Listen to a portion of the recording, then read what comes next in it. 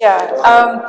Yes, thank you. I was invited to Prague in order to talk about the movement in Berlin, which is based on, well, it's what I called self-made city, because it's not only the Baugruppe format, but also many projects, from small initiatives that change public space, all the way up into to huge developments of new quarters of the city, new areas of the city that are all self-initiated. And I've been studying the Baugruppe format for quite a while. I did an exhibition about it when I was directing the German Center for Architecture in Berlin, the DATS, in 2008. When the projects were just starting, when a lot of these were happening all at the same time, and everybody in the city was excited because there was something finally going on. It was when nothing else was happening. And now it's much more about how the city is transforming, how we create together the spaces where we live, and how we can make the city better.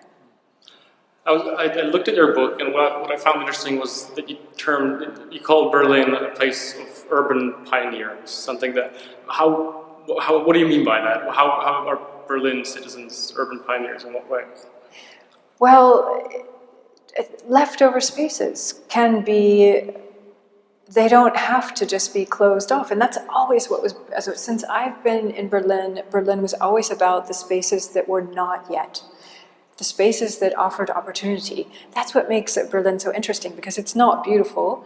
It's a city that's interesting. It offers opportunity. Everywhere you look, there's something not quite finished and not quite right. And it's that people just start to say, look, this could be a wonderful place, and they just do something there.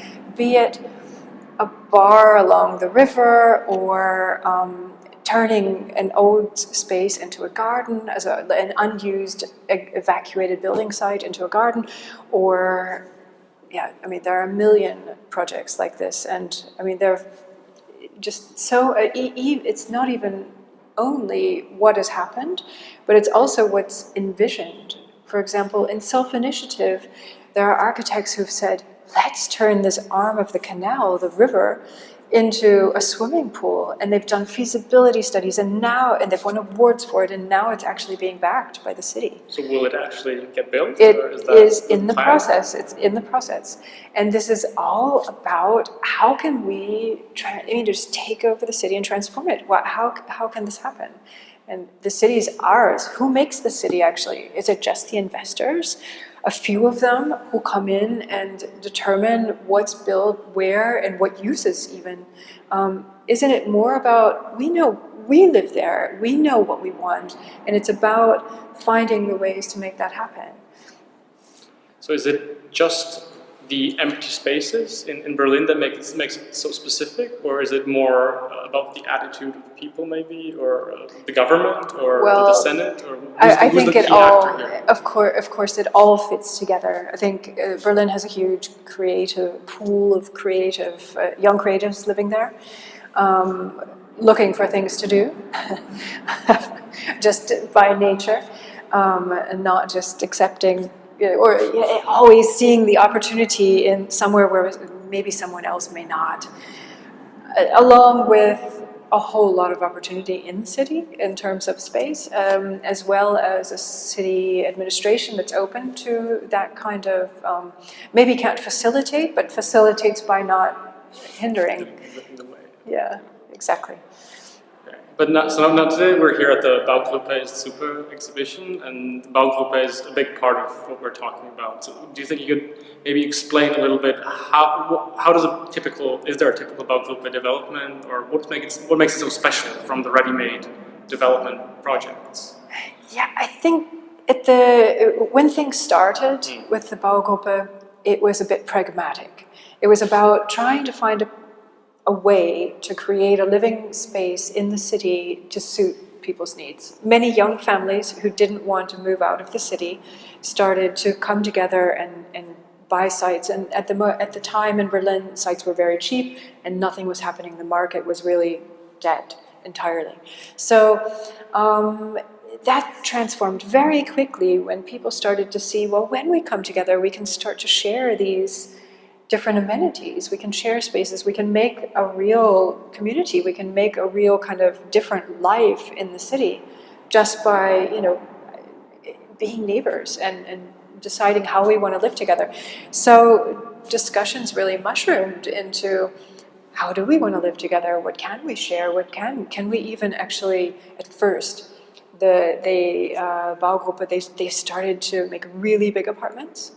And then the discussion was like, well, wait a minute, if we're going to share these spaces, we can actually reduce the cost and reduce the size of our apartments because the party space is somewhere else. So these are the kind of discussions, and I would say that there's no kind of typical situation because so many groups have come together to realize very specific goals, goals that they wouldn't otherwise be able to realize by just buying an apartment.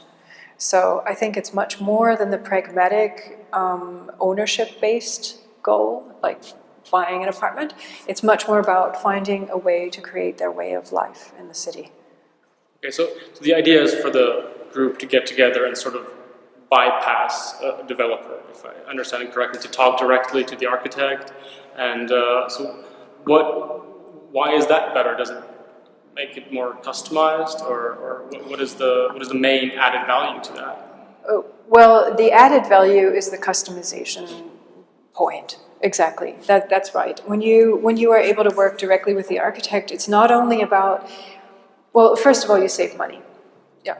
Okay. So that's obvious. But how much money do you save compared to real estate, like standardized building? That has been pinpointed at least 20%. Some people have said more. That just depends, of course, on the market. But 20% is kind of the safe savings.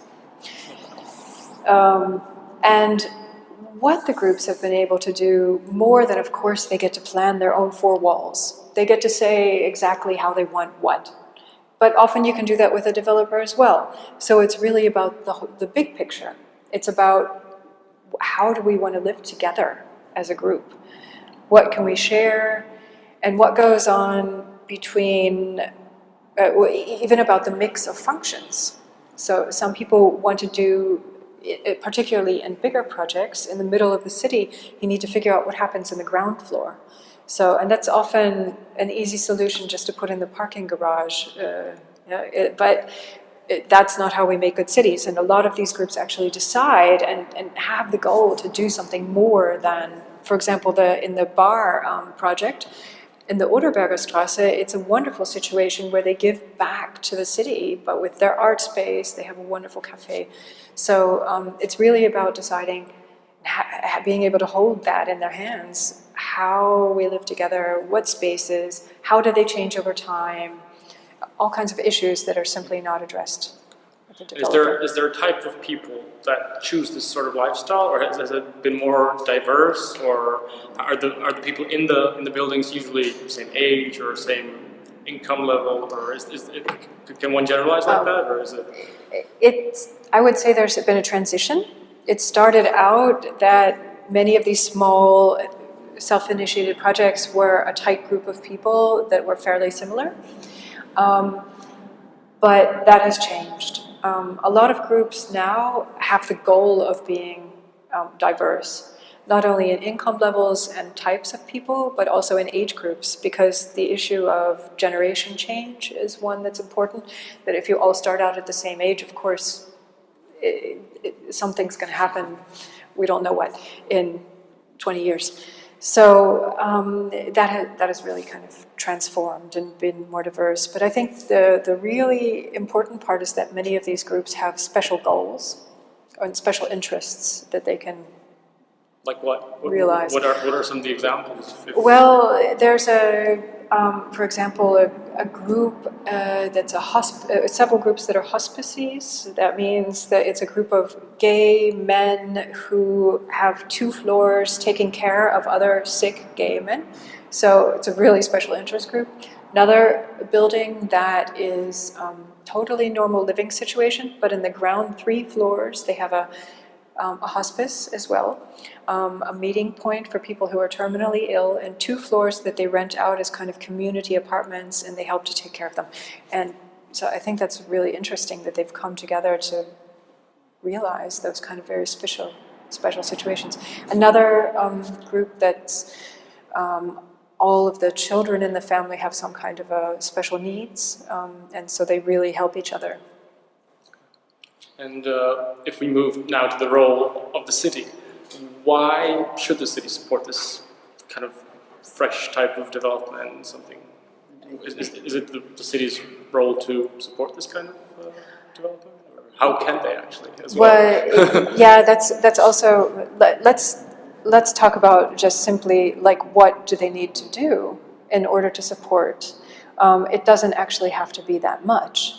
It can be, we can call it just facilitation by way of enabling these groups to be able to buy the land. The most important, what usually doesn't work is that the groups are not fast enough in order to be able to buy the land.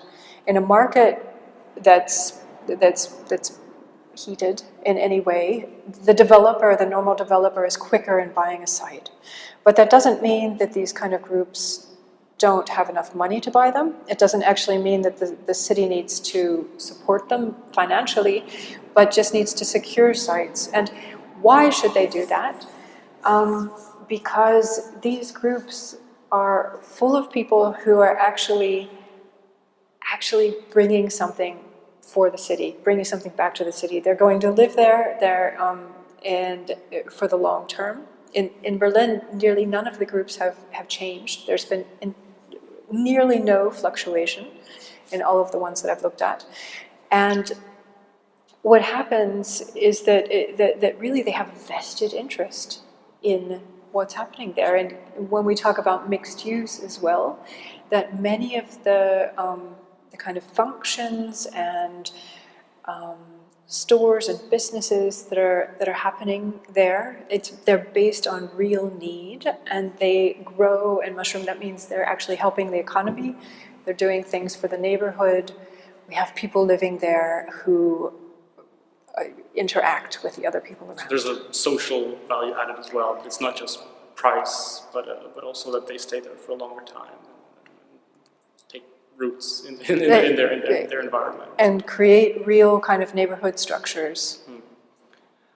Is it cheaper for, like, does the city sell it cheaper to these people than for the market price, or is it enough, as you said, to sort of give them time to form this Baugruppe? It's enough to even set a fairly high price to the site and secure it for 1 year, and to say the group who can come up with a concept that is that actually gives something back to the city, for example, they can put certain stipulations on it, but even that is a great help to the groups.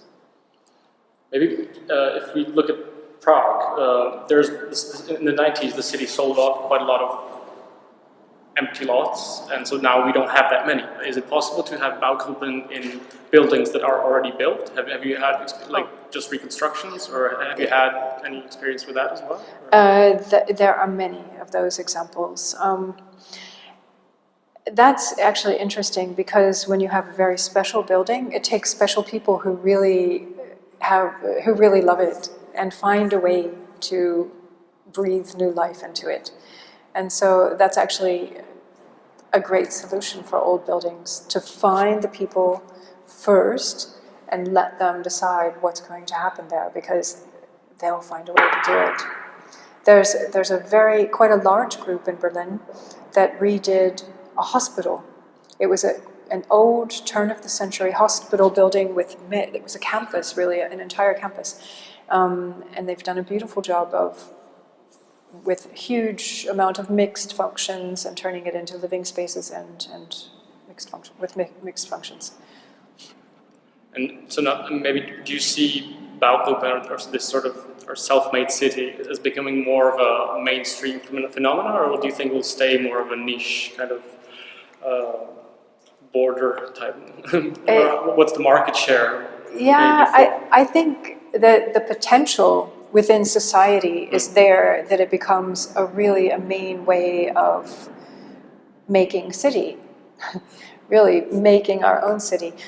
But in order for that to happen, it needs to be taken really quite seriously as a developmental method. I think the potential is definitely there. It is, all of these projects are serious. They've provided really serious benefits to the city, but that entirely depends on the site.